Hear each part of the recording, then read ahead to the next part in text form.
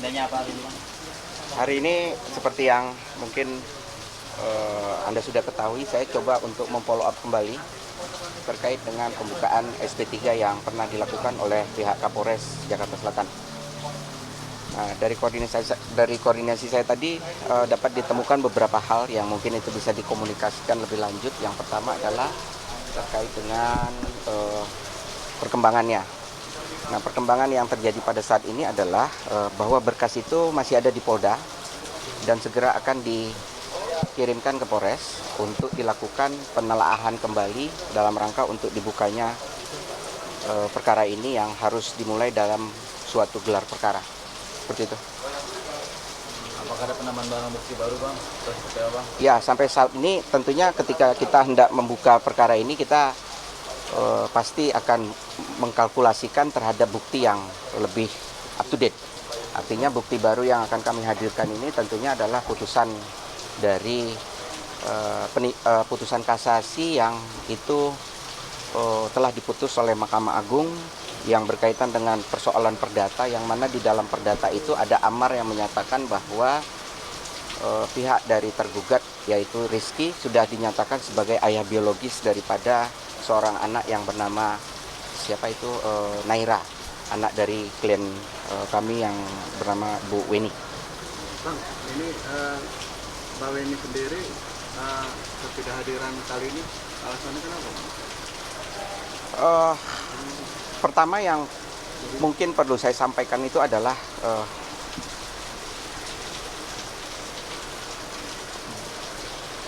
beliau sudah merasa keletihan yang pertama. Yang kedua, kalau perkara ini berjalan atau apa, beliau sering mendapat suatu tekanan yang itu kita tahu di dalam era informasi yang sedemikian derasnya ini banyak daripada tanggapan-tanggapan yang mungkin itu sifatnya masih bersifat negatif dari masyarakat yang itu dikhawatirkan oleh Bu Weni itu akan berimbas kepada anaknya, karena dia juga tidak bisa membatasi informasi untuk didapatkan dari media yang itu langsung dikonsumsi oleh anaknya. Jadi beliau tentunya merepresentasikan saya untuk mewakili dan atas nama Bu Weni dalam rangka untuk meneruskan perkara ini. Oke, Bu Weni mungkin karena dia klien, dia tidak terbiasa dengan masalah hukum, makanya beliau meminta kami untuk membantunya. Ya, tentunya dalam posisi yang berbeda bahwa saya tidak akan berhenti ketika saya letih. Saya tidak akan berhenti karena saya menyerah.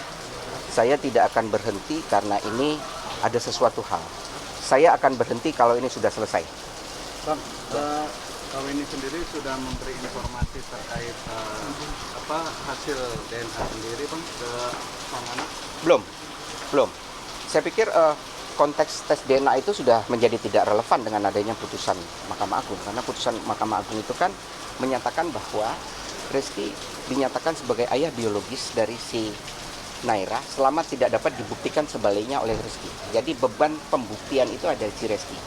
Selama si Rizky tidak dapat membuktikan sebaliknya, maka selama itu juga hukum akan memandang bahwa Rizky adalah ayah biologis dari Naira. Kenapa nggak diinformasikan, Bang, biar jelas gitu kan?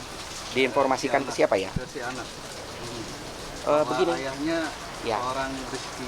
Begitu, oke. Dalam suatu undang-undang perlindungan anak, informasi yang harus diterima oleh anak itu harus sesuai dengan umurnya.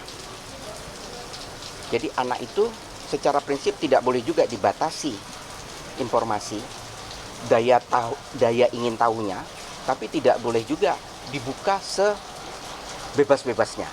Artinya anaknya juga sudah paham, ya, sudah tahu. Tapi di era yang seperti ini, dan memang lazimnya kasus-kasus yang mempunyai karakteristik seperti ini menimbulkan pro dan kontra di masyarakat. Ya, ada masyarakat yang senang, ada masyarakat yang setuju, itu biasa. Namun informasi itu kadang-kadang terlalu tajam. Maksudnya itu di situ ada unsur abuse. di situ ada unsur saranya. Nah, itu yang tentunya tidak boleh dikonsumsi oleh anak. Tapi kan selama ini si anak mempertanyakan Ya. ayah biologisnya. Ya, sudah tahu. Anaknya sudah tahu. Sudah tahu. Sudah tahu. Artinya saya bisa yakinkan bahwa ketika saya bergerak di ruang Anda ini sekarang, saya yakin bahwa media yang akan tersebar itu bukan hanya di wilayah sini. Dia akan berubah menjadi masuk kepada sisi-sisi media sosial yang mana orang punya kemampuan untuk menyampaikan pendapatnya secara pribadi. Persoalannya apakah masyarakat bisa menyeleksi informasi itu secara positif atau negatif, itu yang nggak bisa dikontrol. Ya, kalau yang dibaca itu adalah yang positif. Tapi banyak juga informasi itu yang sifatnya negatif dan tendensius. Nah, itu juga tentu menjadi suatu problem tersendiri bagi anak. Disinilah kesulitannya memang. Sehingga akhirnya Bu Weni membatasi diri.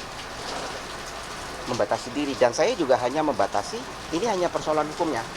Saya nggak masuk ke wilayah pribadi, saya tidak masuk ke wilayah yang sifatnya itu baper-baperan di sana.